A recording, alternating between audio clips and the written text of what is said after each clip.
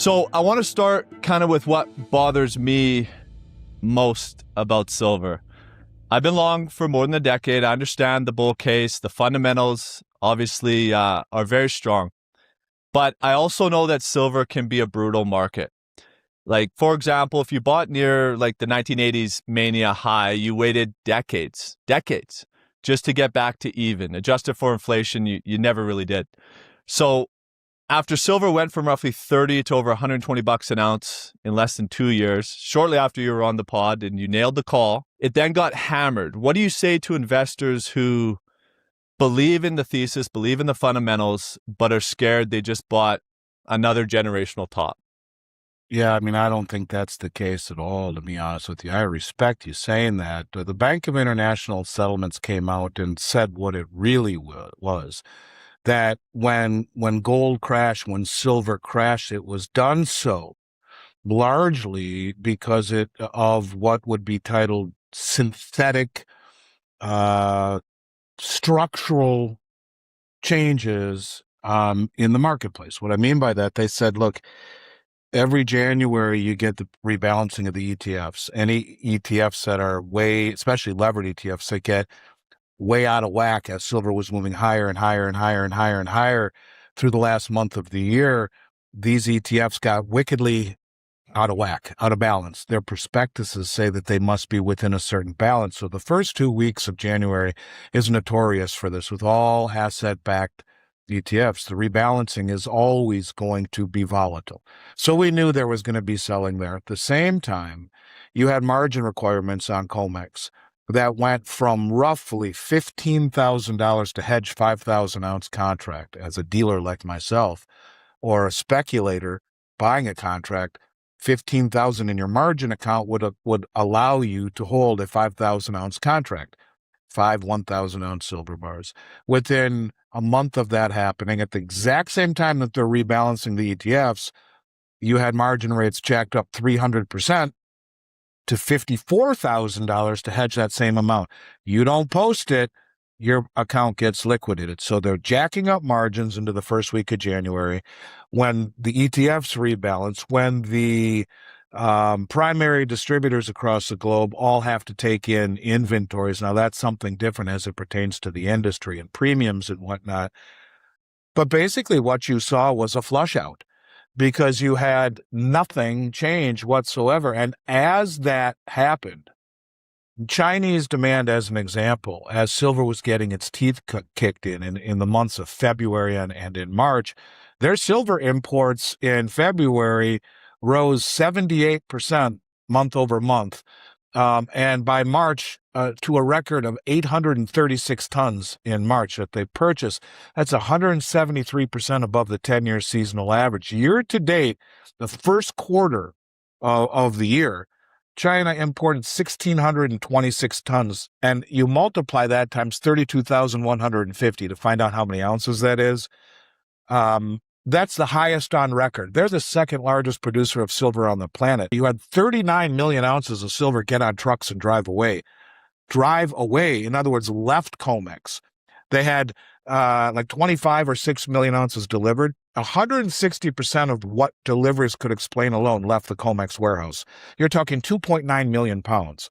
Who in God's green earth is running logistics for that? Who's been importing this every single month? So far in June, and this is through Friday, the deliveries, and that's just a couple days into that's just the first delivery day. 2,449,400 ounces of gold have been delivered on COMEX so far, the June contract. That's almost $12 billion worth of gold. And 9,215,000 ounces of silver, just under $1 billion. It's almost 10 million ounces today. So you're still a little bit under that. But the point is, this is every single month that we've been seeing for 18 months. So I think the world and the big money is using misdirection of price as a escape hatch to get physical, to stand for delivery. And, we're told that in this environment where the war is, gold and silver is selling off again because war is escalating and oil's moving higher. It's such crap.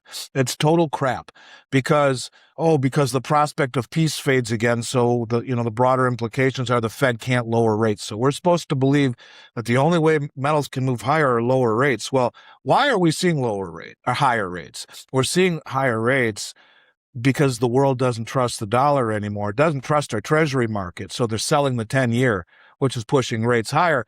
But war, ultimately, you could argue is bullish for gold. You have a weaker economy, larger fiscal deficits. You have higher nominal rates, declining real rates, more inflation.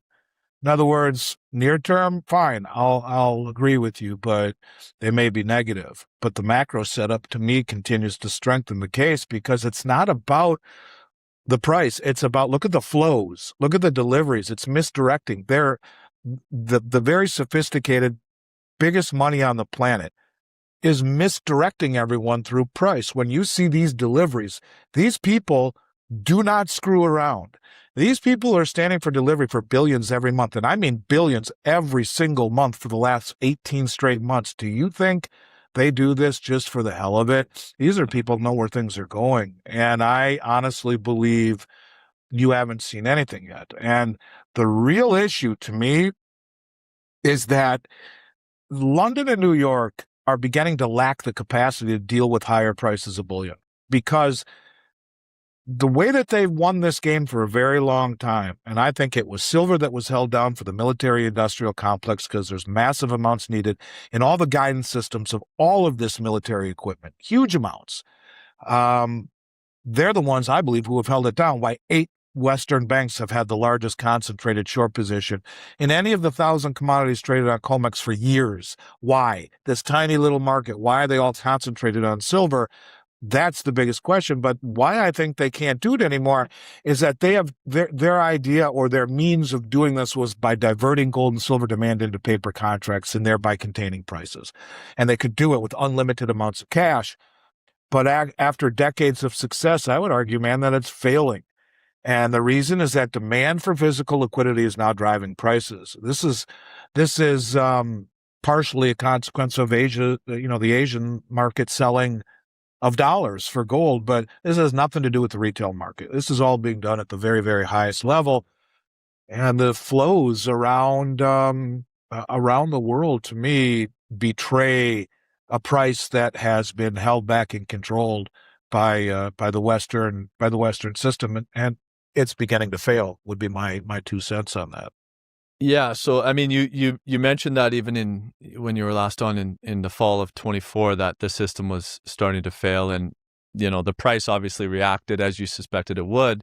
But I think I'm speaking for myself, and I think I speak for a lot of people. But silver is one of those ones that just makes total sense to invest in. But you see this market that's controlled by these massive players. It's a relatively small market. And it's like, well, who the hell am I to say that these guys are going to lose? Like, what gives you, or the influence on the price is going to shift away from, the West and the banking system and so forth. What makes you think that it is coming to an end now? What makes you think it's different than it has been for the last, I don't know, 40 years? Because you're seeing all the power and all the metal move to the east. You're seeing it. You're seeing the expansion of the Shanghai Metals network, where the first one was completed in Hong Kong, and now you're seeing another Hong Kong vault that is going to be connected to that. This is very important because when metal comes out of China, has to come out of Hong Kong. There, you see the vaults in Singapore that have now just come out with 1,000-ounce silver contracts, immediate delivery, and kilo gold bar immediate delivery. These are the preferred forms and sizes for folks in Asia.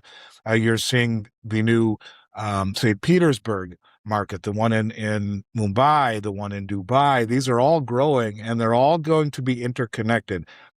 That they represent the arteries of the new financial system that the folks in the global south will be using, where they multipolarity. Countries will trade with one another across platforms like CIPS, the Cross Interbank Payment System. China signed up the countries in Southeast Asia recently. The ASEAN is their acronym. There's 800 million people there. 35% of global GDP, China's largest trading partner by far, and many of them will be trading not in across the SWIFT, not in dollars, using local currencies, settling imbalances in gold.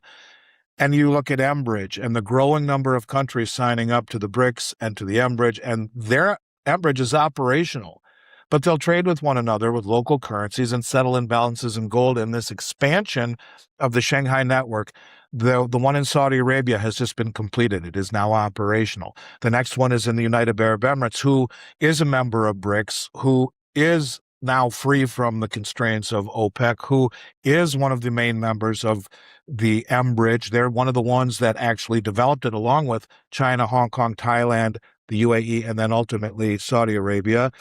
So you're beginning to see an infrastructure mature and grow around the world. And the price that is being controlled on paper is beginning to, I believe, the confidence is gone.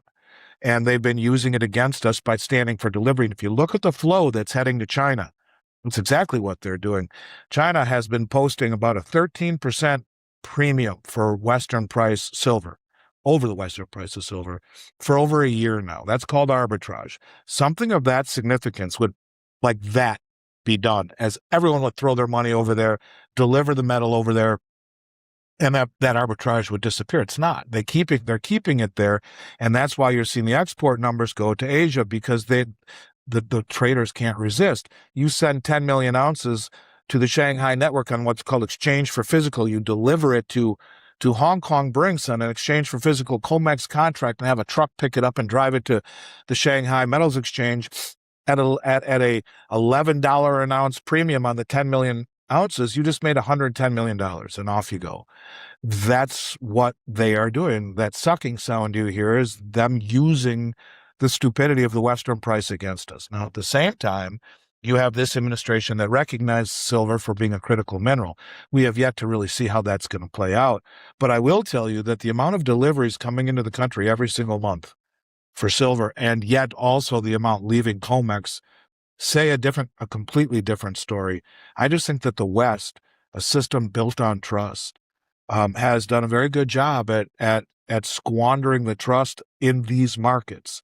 And I think being naked short in this environment where the world is standing for delivery is as stupid as a mud wall, because you can't deliver what you can't get, but no one ever stood for delivery. That's the difference. In my entire career, less than 1% of contracts stood for delivery. Now you're seeing them massive amounts every single month. Give me the metal. I don't want your paper promises. Who's doing it? That's the part that's hard to determine, but you're seeing it every single month. You know, the last time you were on, you said these things kind of happen little by little and then all at once. So, you know, looking back now, you know, after silver exploded, crashed, and then went quiet again, or we're in a quiet period right now, was that rally, because it kind of tripled effectively in about a year, was that one of those kind of all at once moments in your view, or was that kind of just, you know, kind of the early innings warm up to a major shift happening? Like, did you? Yeah, I think volatility has happened happens when things reprice.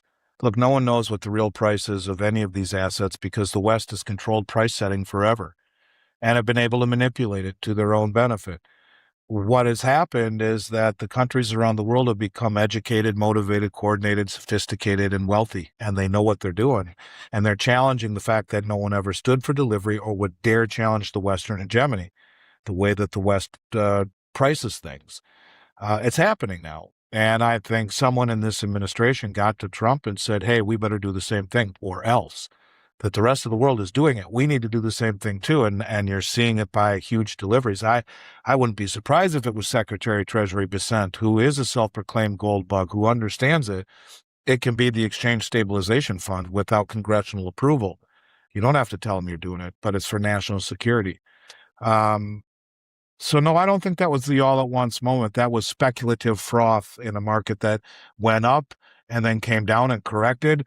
It only fell by 20%. It's a big hurt. Yeah, absolutely. But, you know, it's slowly crawling its way back up again. And all of that froth, all of that that speculative froth was lopped off, and the people who weren't holding it for the right reasons left. And that is what you would expect to see as the market would march higher. With, the bull wants to bring along as few people as possible. A lot of them got bucked off. So who's kind of in control of this market right now then, would you say, at this very moment? Would you say it's China, or is it still controlled by the West? I think it's still controlled by the West, but China is making it very difficult with their arbitrage, with their continued standing for delivery. So I think control is kind of a tug of war, but it's a quiet tug of war. And there are a lot of people who will tell you that the banks in the United States are trying to actually get net long, especially out of London, because they see this problem. That means that doesn't mean that they're totally long. Net long could be one contract more long than short, but they're trying to get long, leaving the onus on the banks in Europe and in Canada, who are largely short. But this is a market that almost seems to me that, especially with the low open interest, that, price is the paper price is one thing, the physical price is another. And I think it's becoming very obvious, especially in Asia, that the physical price is starting to win out over the suppressive paper price. And certainly you have to think very long and hard before you would ever want to start to naked short these markets. And, where silver demand in paper contracts is not the same thing as silver demand in physical delivery.